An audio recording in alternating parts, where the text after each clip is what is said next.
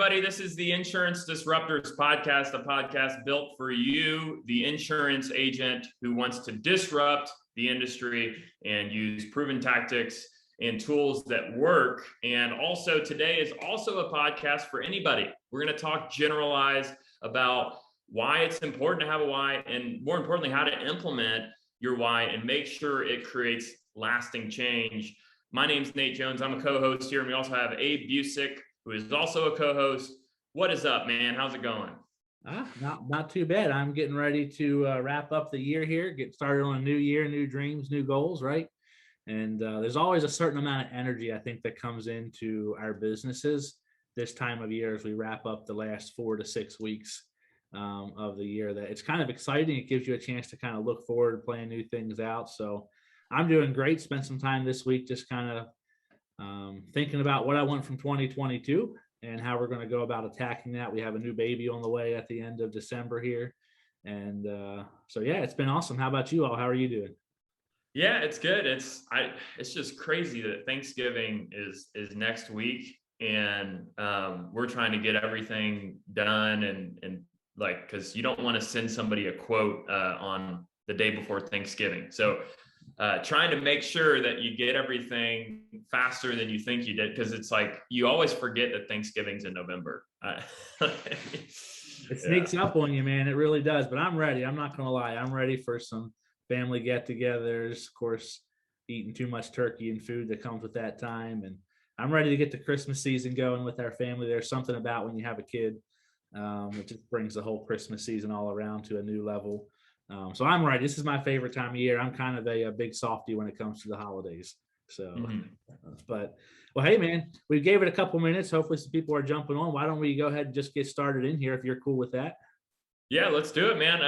Today I'll have Abe introduce the topic, and I think it's good. I think it's applicable to anybody. So I know we're the insurance disruptors, but this week we can be the disruptors. So go ahead, man. Yeah, man. So we're going to talk about the importance of knowing your why, right?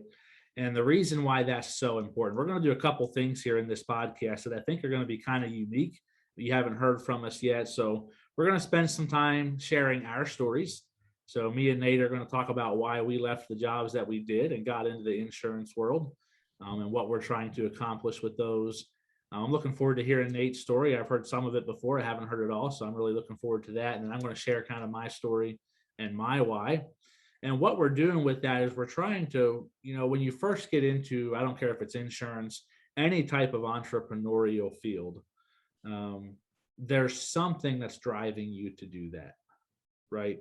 And so it's so important that you know what that is, how to bring that out and put that to words for yourself, because that's what's going to help you keep going when times get tough, right? So we're going to share our stories.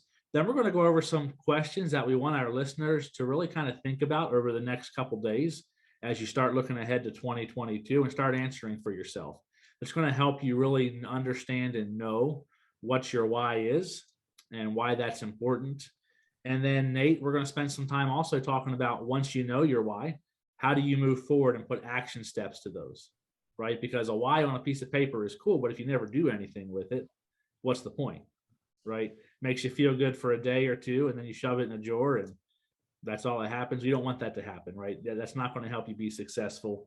But I want to kick us off with talking about, why is it important, Nate, to know your why? And I think when anybody starts off into the insurance field or the entrepreneurial field, there's a vision for the future that they're trying to accomplish for themselves, right?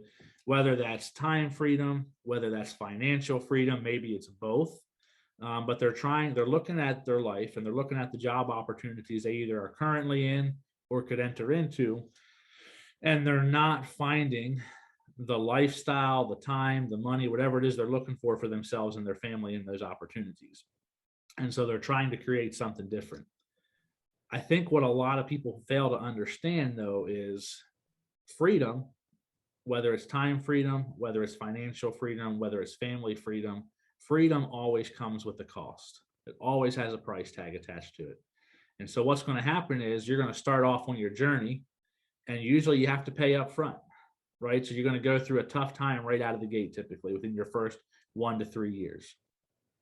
And if you don't know your why, if you don't keep that in the forefront of your mind, then when those tough times come, you're going to wind up quitting and going back to the lifestyle you hated, to a job that wasn't fulfilling you, working with people who got on your nerves, and an income that barely kept you out of poverty or maybe in poverty, right? And we don't want any of our listeners to find themselves in that situation. So the importance of your why is, number one, it gets your eyes off of where you're currently at, and it gets you back onto where you're going, right? Because if you look at where you're at, your current circumstances, you're going to get discouraged. But if you can keep your eyes focused on where you're going to, that's what's going to keep driving you forward, right? And then also, knowing your why helps you focus on the fact that what you're fighting for, those long-term consequences, those permanent plans, those things that you're fighting for are so much greater of worth and value than the temporary things you're fighting through currently to get going, right? To achieve that freedom. And so, like, a quick story about me, why I am so passionate about that and why it's important to me. Back when we first left the corporate world and we got into the insurance industry, we were also expecting our first child shortly after that. We were excited about that, man. First time parents, looking forward to it. And my son was born in August of 2008, or I'm sorry, June of 2018. Goodness.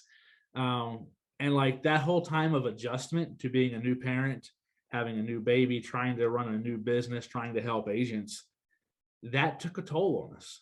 And what ultimately it did for a couple weeks and a couple months was it sent us into a financial spiral. Some things happened with our insurance, and we had debt come over from the delivery and stuff that we weren't expecting, quite a good bit amount of debt. And so I remember things got really tough and things got really tight financially for a while. I went through a phase where I couldn't write a policy to save my life because I was so emotionally everywhere else but with my client because of everything that was going on. And I remember during that time when I wanted to quit, when I wanted to call my old boss in the warehouse management and say, hey, I want to come back. And when I wanted to do that, I couldn't bring myself to do it. And here's why. I looked at the lifestyle that I wanted to create for my wife, right? We ate rice every day for a week after that, during that time, right? That's how bad it was financially. And it was my why that said, you know what, if I have to eat rice for a week, if we have to eat rice for 2 weeks, every meal for dinner to make our dreams come true, to make my family's dreams come true, then I'm willing to do that, right? But had I not had a strong why and had I not known what my why was, I would have quit. I promise you I would have quit during that time because it wouldn't have been worth it. There's nothing more demoralizing to a man than watching his wife and his child not have the finances for what they need in those first couple of weeks, right? But thank goodness my wife saw the vision that we had, right? And she was so supportive during that time and bringing me back to my why. And that's what we want to talk about here today. That's why your why is important, because tough times are going to come. It's inevitable. But what we know to be true is tough times don't last, but tough people do, right? And it's your why that makes you tough when you know what you're fighting for. So, Nate, to kick us off here into this topic, I'd love to hear your story, though. So you and Cammie have a unique story. I love what you guys are doing. I'd like to hear kind of your journey, why you got into the position you're in now, and hear kind of your why and your story for a little bit. Yeah, I chose to go into insurance when I was in college. Indiana State has an insurance degree, and not many people know about it because there's only about 6 or 7 of us that graduate out of it every year. But I remember being a freshman and I was like, man, I want to find something. I had a ton of motivation, a ton of just drive. But like a lot of college kids, they go to college and they're like, okay, great, I'm here, but what do I do?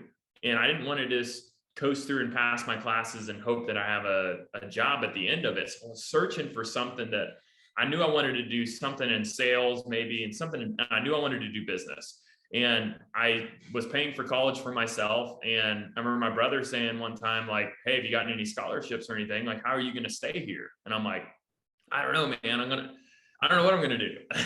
And he goes, well, you should look into insurance because they get a lot of scholarships. So I went and met with a guidance counselor. And I was like, is it true? Is there a lot of scholarships? And there was, because like I said, there's only 6 people that graduate every year. So the issue is insurance companies have a decent amount of money. So what they do is they put money into the program, and not many students choose to go in that program. So there's a disproportionate amount of scholarships versus students. So I said, okay, financially, I don't want to come out of college with a mountain of debt. So I'm going to look into this further. And what I saw in the insurance industry was not only is there opportunity for sales and kind of what our podcast talks about, the entrepreneur side, but there's a lot of opportunity for kids to go into risk management and work for large corporations and look through and implement safety measures that improve everybody's life. And people in the corporate world, like we say, we want to make sure that they're protected, and we want to make sure that the company insures the risk the right way. And then there's the underwriting side, where us salespeople, we're sending stuff so they price the insurance adequately so the insurance company doesn't go out of business. Then there's claims, and then there's all, like, insurance deals with every single side of almost everything. Even the government has insurance. So there's so much opportunity. So I'm like, wow, you have this whole thing. And I'm like, this is something I can grab onto. So I networked, went to every single event. There was like an insurance fraternity I was part of. I went to every single event and just networked. And I came out, and I chose kind of the safe job. I chose being an underwriter. And I quickly learned, I remember going and saying, like, man, I want something tied to my compensation, because basically what I was doing is I was going in my boss's office every time we had a meeting, and I was basically making a case for a raise. And I think that's great, and most people get awarded when they work hard. But for me, I wanted it explicit. I didn't want to go in there, and if the company's having a bad year, well, I'm hoping that they have a little bit of extra money for me because I've been working hard. So I switched from that into a sales role, into like large commercial sales, and I really love that. And I learned so much about sales, like the techniques and a lot of things we implement here. I learned from there, from doing it. And sitting in a room with somebody who owns a large business can be intimidating. And then had an opportunity to live in Hilton Head Island, South Carolina, and do some very unique side of insurance, captive insurance. And I just really learned a lot from there. And then we wanted to move back. And I always had that entrepreneur drive to me. And I couldn't start my business the way it is now if I didn't go through those 3 different companies that gave me the experience to do that. And I always had that drive in me. I always looked at business owners and I was like, man, if they can do it, why can't I do it? And I just had to get the experiences, get the tools, so I could fill it. Because I always felt that void. I'm like, man, I know I can do it. I want to be a leader of a company. And if you want to be a leader of a company, in an existing company, a lot of times it just takes a number of years to do that. And there's only so many Fortune 500 insurance companies that you can go work for and be a CEO for. And I realized, I'm like, you know what? I want to do it my way. I want to do the right thing. I want to build the right culture, treat employees right. Some things that I learned from the places I worked, I took the good things and I took the bad things and I put them in cement. And I said, I'm going to make sure that never happens if I am in that role. So, the reason why we started our business was not to make a ton of money. The reason was we wanted the freedom, like a freedom of being able to do things our way, the marketing, being able to do this podcast. I don't have to ask somebody to do this podcast. I can do it. And being able to treat people right and do the right thing in insurance, say no when somebody asks me to do something that I don't think is right. And then also financial freedom in the future. Business owners and salespeople generally make the most amount of money in the corporate world, and if they start their own business. So even if you're just a salesman or if you're just a business owner, there is potential in that area. So I saw that. But so that's my story. And I plan on starting more businesses and keep pushing myself. So, yeah. So you would say you and Cammie left your corporate jobs to start your own business because you were looking ultimately for freedom. There was a freedom that comes, whether financial, time, or freedom even to impact and help others, that you could not get and attain in the corporate world. Is that correct? Yeah, I would say it's freedom. And then we saw some deficiencies every place I've worked. I've probably had throughout since I was 6, I started working the day I turned 15. I was catering weddings. So I've been collecting data. Every place I've been, every manager I've had, oh, I love that. Oh, I don't like that. Just creating this massive database in my head that allows me to say, man, if I do this, I know I can do this the right way. And that's because I'm a leader at heart. When I look at something and I think I can do it better, it eats at me until I can be able to do it on myself, or do it myself, I guess. Sure. No, I love that, because what we're hearing in that story, and what I love in hearing everybody's stories that I get to hear, is there is something that's driving you. It's not just that you love insurance, right? Insurance is a tool that you're using to create and fulfill your why, right? And that's what we're getting at with this. So I'll kind of share some of my why here real quick as well. Yeah. So I graduated high school, went to college for criminal justice, and I graduated with a criminal justice degree in 2009. Never ever went into, don't even know why I picked that field, to be honest. It was kind of like, hey, what do you want to go to college for? Weren't you campus security, right? At some point, right? That's a dark part of my time. We don't need to go down that road. But yeah, I graduated with my criminal justice degree in 2009. I went right into warehousing and warehouse management. And I really thought that's what I was going to do for the rest of my life, was continue to climb that corporate ladder, like I had seen so many other people do. Around 8 years into being in warehouse management, I just really started to come to the realization that the route I was on wasn't going to accomplish the life and the time and the freedom that I wanted for myself and my family. So around 2016 and 17, I started looking for some other opportunities to figure out what I could do to kind of create the lifestyle that I wanted for my family. And had a brother who was in insurance, and he was loving it, and got to talk with him, and he helped me get my start in insurance. And I remember starting insurance, trying to figure out, like, why am I really here? And the more I came down to it, the more as I started to dwell upon why did I want to go and change my career, was at that point in time, I didn't have any children yet. We were looking to start a family, me and my wife, where we'd been married for a couple years, 7 years at that point. But I didn't want to be the father who, I was working Monday through Saturday at my corporate warehouse job, right? I would leave the house between 3 and 5 in the morning and get back between 6 and 7 or 8 o'clock at night. Does not leave a whole lot of time to be a present father and a present husband, right? And I was making what I thought was decent money. I was making between, right around $60,000 a year or so. But it seemed like the more we tried to climb that corporate ladder, the more time I had to give up. So I was losing time with my family. But also, it seemed like it just kept us above poverty. We never were financially actually being successful. We always made just enough to keep us above the poverty line, just enough to survive. Well, Nate, I don't believe that I was created just to exist, pay bills, and die, just to survive long enough till death, right? I don't believe that for a minute. And so I wanted to go in to find something that would allow me, first off, time freedom, to be able to be the boss of my life. If I want to take a trip with my family, I don't want to have to ask time off, right? If I need to take a sick personal day because my wife or my child needs me to, I don't want a boss to dictate how many times a year I can do that, right? If I want to make more money for my family because we want to do something, I don't want to have to go in and kiss up to a boss to try to get a 2% raise or a 3% raise, right? Every year.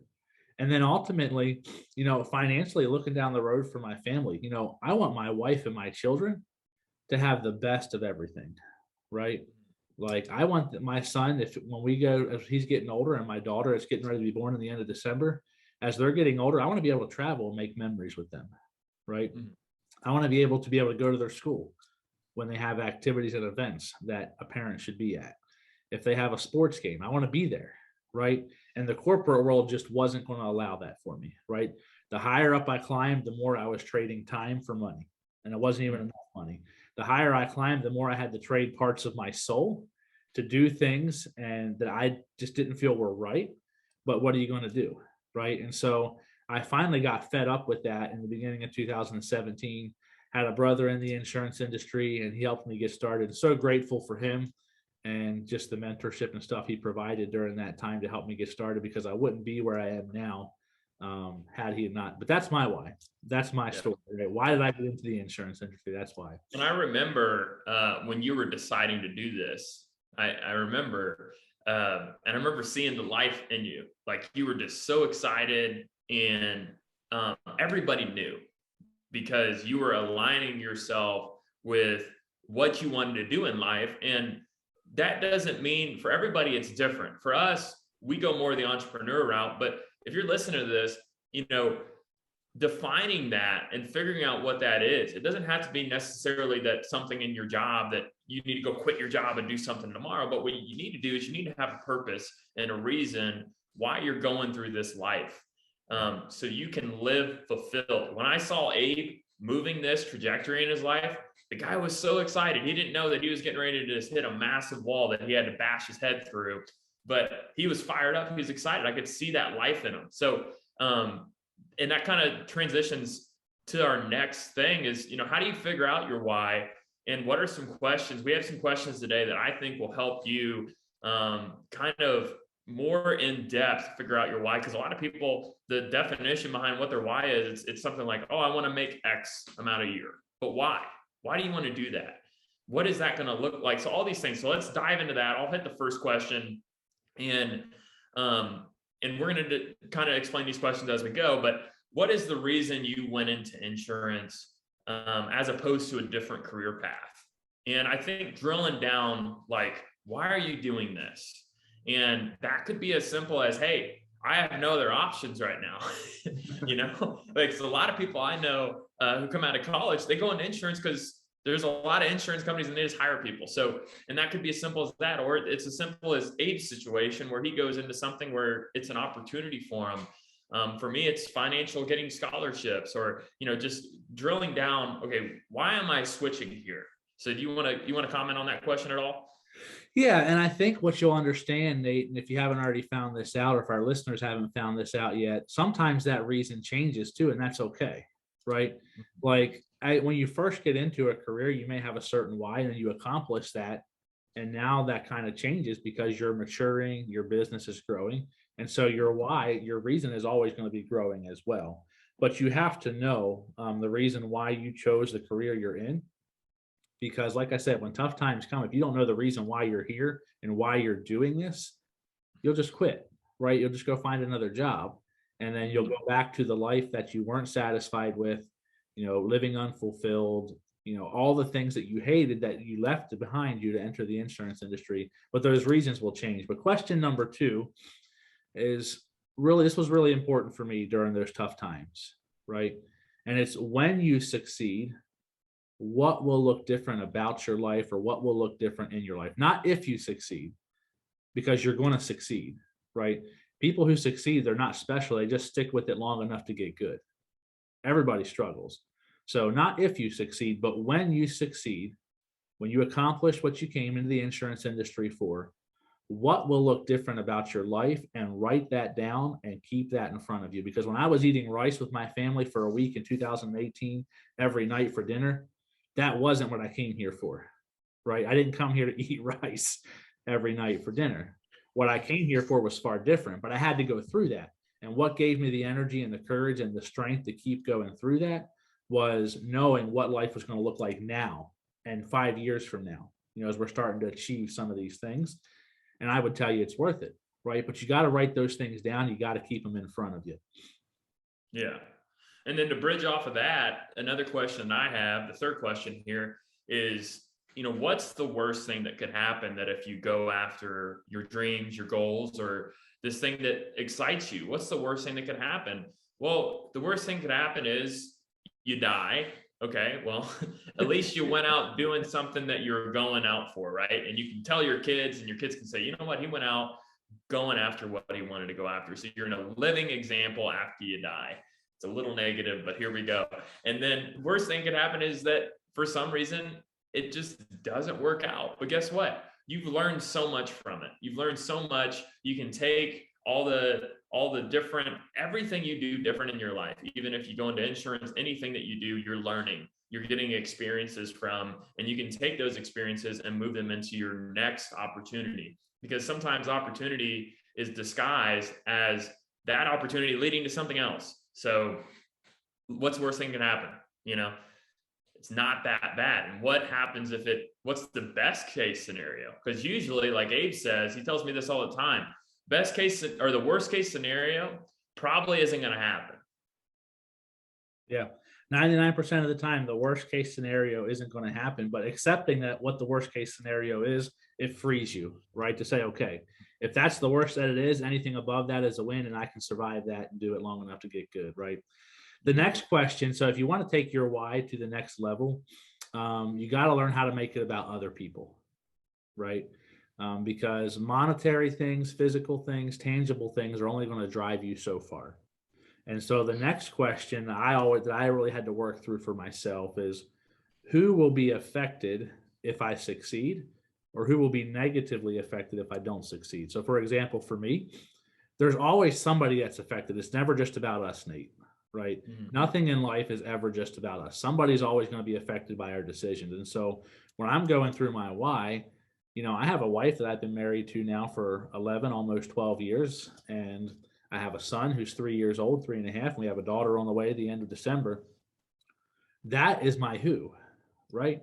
I don't come here and work hard for nice things, just to have tangible things, but I come here and work hard because I want them to have the best life we can possibly give them in this world, right? I don't want them to learn, I don't want my kids to grow up just above poverty if I can affect that, right?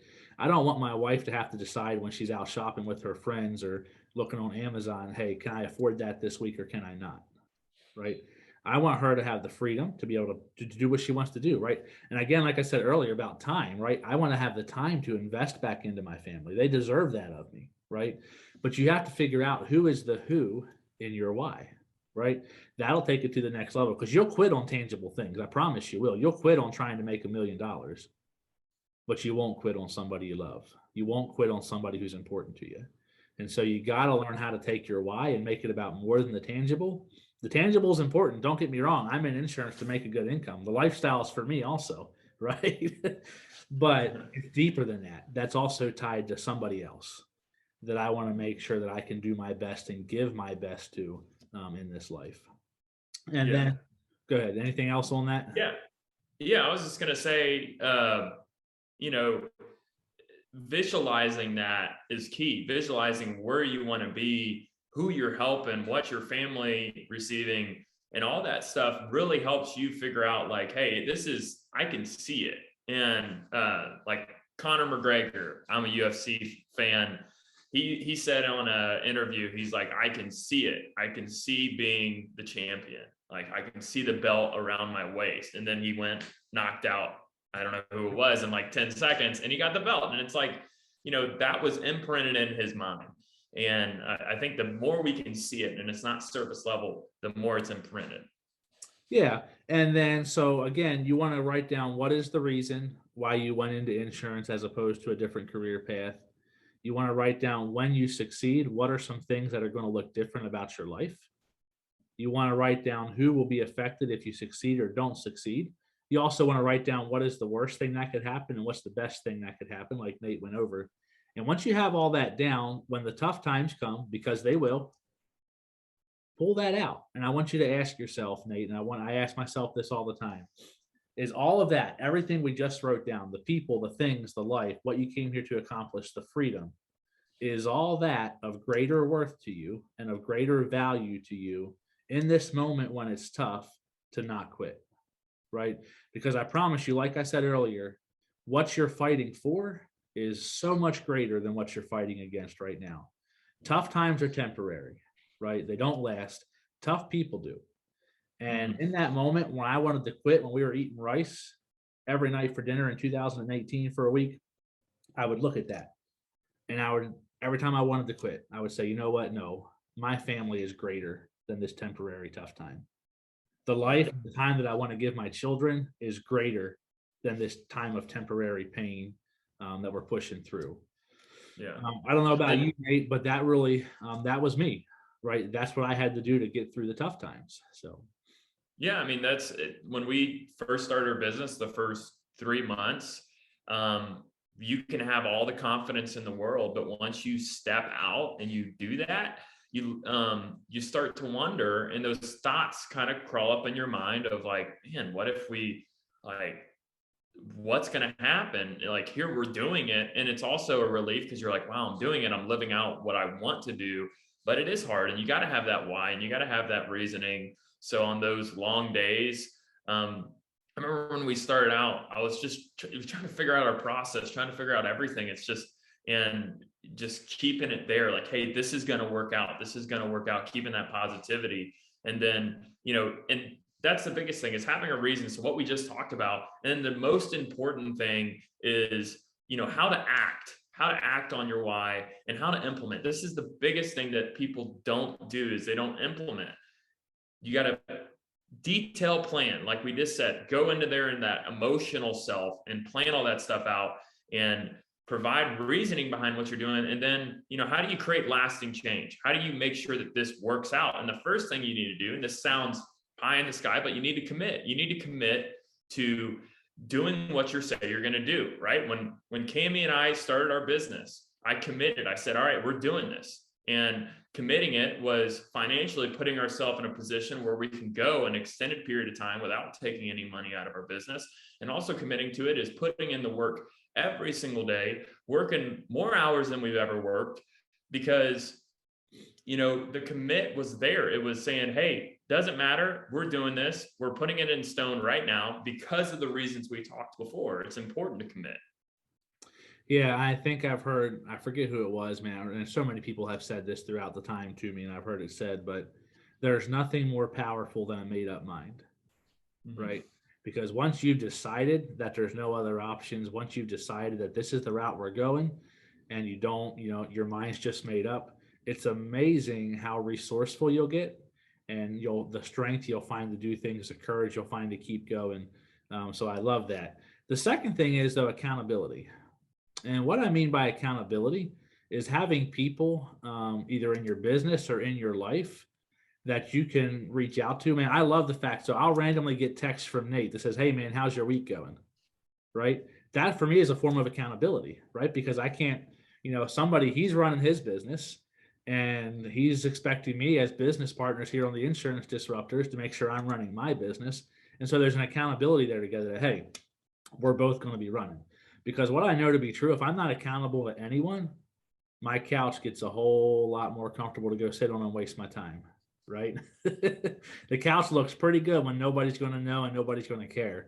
But when I have other people who are running with me and I'm running with them and we're holding each other up, that accountability, even when I don't feel like working, even when I don't feel like sticking with it, is what motivates me to say, you know what, I can't let Nate down this week. I can't let, my agents down this week. I can't let my clients down this week. But sharing your goals, right? Being accountable to somebody. And accountable doesn't mean you're like saying, hey, I want 30 lashes if I don't do it. Accountable is just having somebody in your life that wants your greatest good, that you trust, and you guys are running together, and that you guys can encourage each other, keep pushing each other. Sometimes maybe get in each other's faces a little bit if you have to motivate each other. But that's what accountability looks like on my end, Nate. Okay. Yeah, perfect. And then the next thing I have, so we have commit, accountability, and then I have reflect. And what reflect means is you're looking at your progress. And a lot of times when we make progress and we make usually leaps and bounds, and then sometimes our confidence goes down a little bit and we're like, yeah, but like, I want to be here. I want to be here. And a lot of times we just need to sit there and say, look where we started when we were at 0. Now we're up here. Wow. Like, we're really making improvements. Why were we making improvements? Because we are doing the things every day. And it helps you keep that confidence so you can continue to grow and continue to keep pushing every day, because you're like, wow, look at where we've came, and let's keep doing what we're doing. And I always hear about this when people start working out. They see that little bit of progress and then they start looking around at the gym at everybody else and they're like, yeah, but I don't look like that guy, or I don't look like that girl. But at the end of the day, don't look at everybody else. Look at yourself and look at the progress you've made and where you're headed, and say, man, if I just keep doing what I'm doing and I keep making progress, that's where I think happiness is. I mean, every time I've improved in my life, every time I've gotten better, I've ended up a little bit happier, and sometimes a lot happier. Every time I've improved, it's never led to anything that didn't make me happy. So if I look back and I constantly look about how I'm improving, I become happier and I become a more positive person to be around. So if you're having a bad day, look backward and say, wow, I'm doing a lot better than I was. Perfect. That provides a little bit of happiness in your life. 100%, right? And I think a trap we can fall into, there's two traps we can fall into when we first get into whether it's insurance or any type of entrepreneurial pursuit. One is we overestimate what we can do in a year and we underestimate what we can do in 5 years, right? Mm-hmm. What I mean by that, at the end of the year, we're not where we want to be, but we're certainly not where we were. And I love that. And the second trap is the comparison trap, right? Everybody has a different journey to walk. Everybody has different backgrounds and talents when they come into this walk and this journey of insurance or entrepreneur. And it's easy for us to get our eyes on somebody else. But I love what you said there, right? Look back at where you came from. Maybe you're not where you want to be yet, but I can promise you're not where you were, right? You're not where you were. And you got to take joy in that and then keep going, right? Look back, take joy, keep going. The next thing, and make how to act on your why, is start to help others, right? Because helping other people is ultimately what's going to take you down the road to success and give you fulfillment and help you accomplish what you're looking to do. I forget who it was that said it, but he said, when you help enough people get what they want, you'll always have everything you want. And helping others doesn't even mean necessarily hiring them into your business. It can be as simple as looking in your community and finding a family who has needs and helping them. It can be as simple as what we're doing with this podcast, Nate, right? We don't charge for this content, right? We do this simply because we want to help other people find success and liberate themselves. It's looking for ways that you can give back and help make somebody else's life better because they met you than it was before they met you, right? How are you leaving people better off because they met you than they were before they met you? And so finding ways to help others, a lot of times, maybe that can even be in your business, right? Like hiring agents and teaching them and helping them liberate themselves. On the Wexford side, I love what Nate is doing in the industry with just how he sets up the commission structures and is helping his agents. When me and Nate first went into business together and made the partnership as far as to help with life contracts and P&C contracts, I remember that phone call. And his phone call wasn't, hey, how can I make more money for Wexford? He called me up and he said, hey, I have an agent who's crushing it on the life side and has a lot more life business to do. And I feel like I can't support her in the way that she deserves. And so is that something, if we partner with you guys, that you guys can help with? It wasn't even about Nate, right? And I love that. It was about his agents.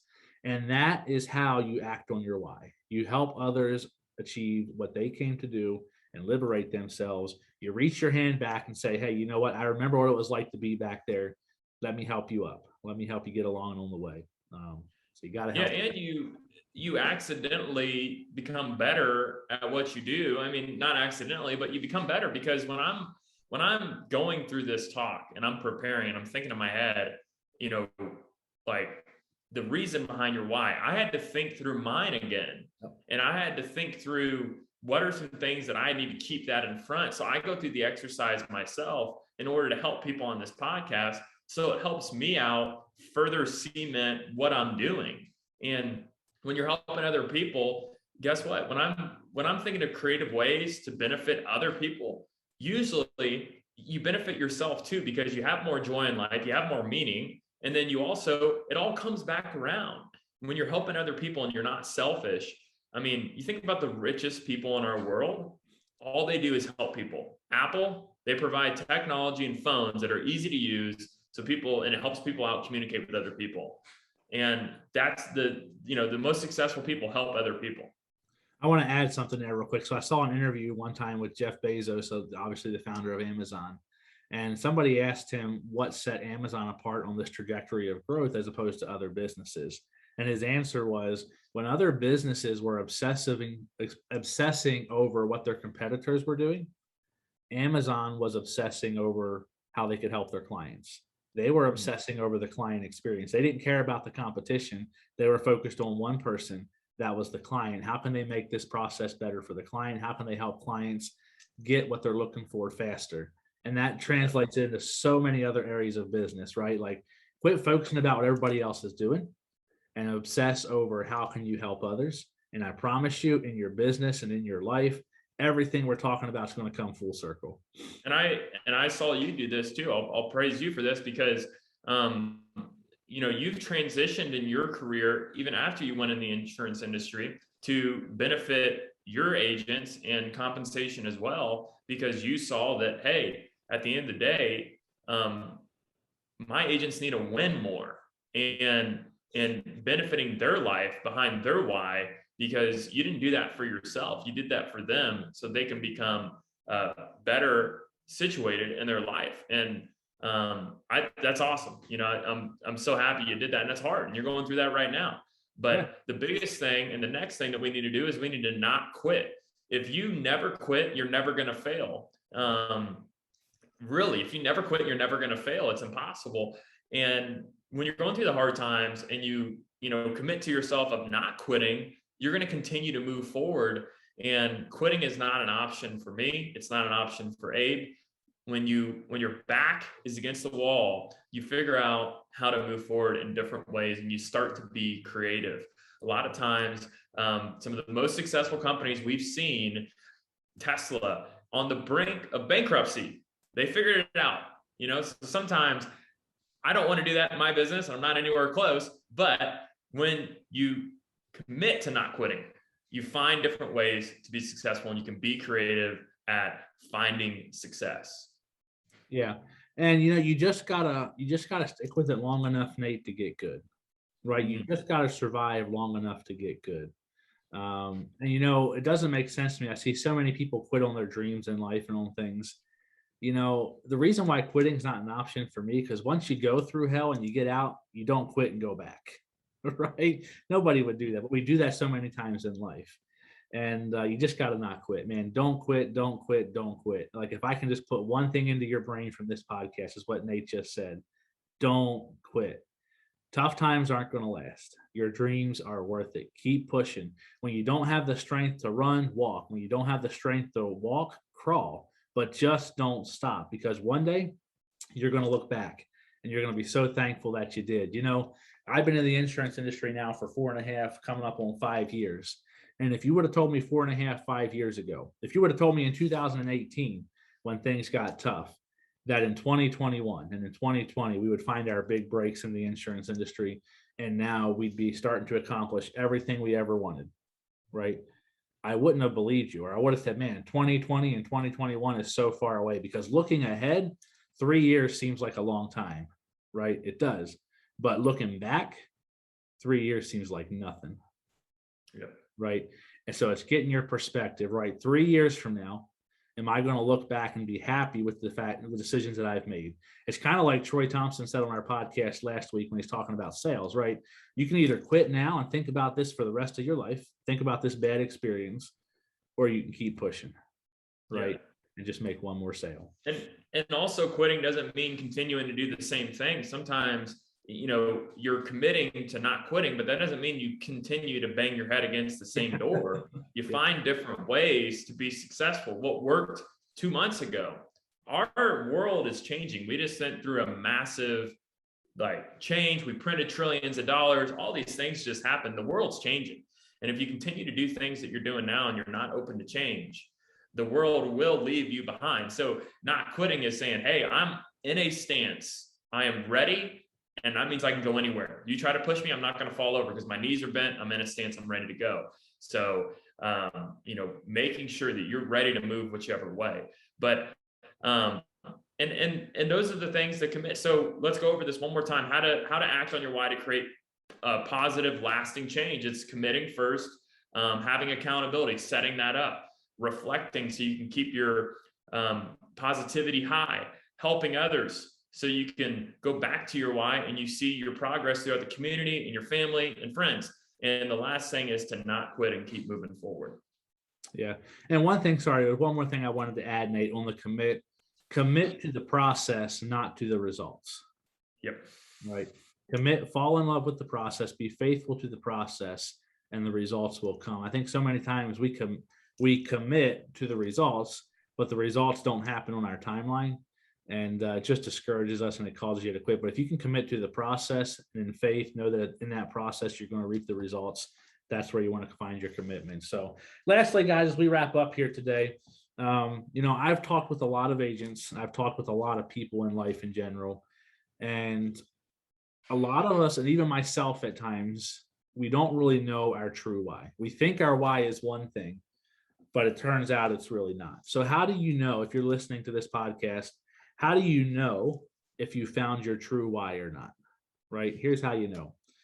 When the journey towards your dreams, when the journey towards your success gets tough, are you motivated to keep moving forward because of your why and to keep pushing forward or not? And if the answer is no, then you haven't found your true why, because I promise you, you won't quit on your why, right? And so if you're finding yourself in a tough time and your why is not motivating you, you need to dig deeper. You need to go through those questions we talked about earlier and figure out, okay, maybe I thought that was my why. Maybe I thought that was what motivated me, but maybe it's not. Maybe there's something else, and you got to dig deep and find that. Because if not, how do you know also it's not a true why when those tough times come?